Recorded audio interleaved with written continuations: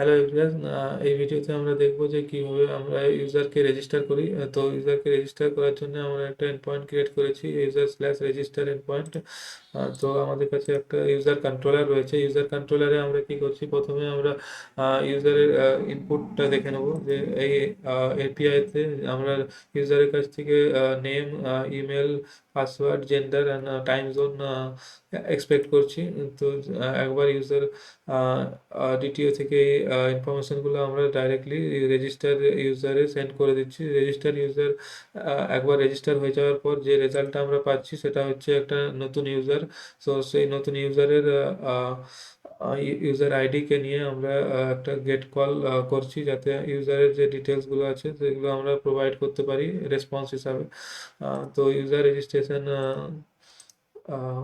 Registration ফাংশনের মধ্যে আমরা প্রথমে তো চেক করছি যে ইউজার যে রয়েছে তার ইমেল অলরেডি এক্সিস্ট কিনা।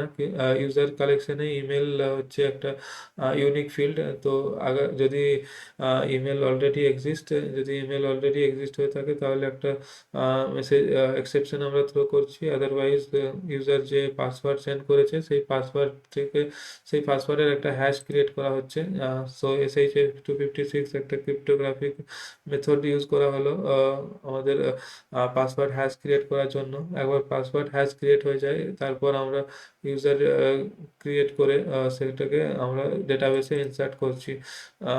এক্ষেত্রে পাসওয়ার্ড হ্যাশটা ক্রিয়েট করার কারণ হলো এই যে যাতে ডেভেলপাররাও ইউজারের যে পাসওয়ার্ড সেটা অ্যাক্সেস করতে না পারে, যদিও তাদের কাছে ডেটাবেসের অ্যাক্সেস রয়েছে। আহ, একবার ইউজার ক্রিয়েট হয়ে যাওয়ার পর আমরা ইউজারের সব ডিটেলসগুলোকে রেসপন্স হিসাবে সেন্ড করছি, শুধু পাসওয়ার্ডকে সেন্ড করা হচ্ছে না, যাতে পাসওয়ার্ডটি সিকিউর ভাবে স্টোর হয়ে থাকে। So that's all about user registration. Thank you for watching.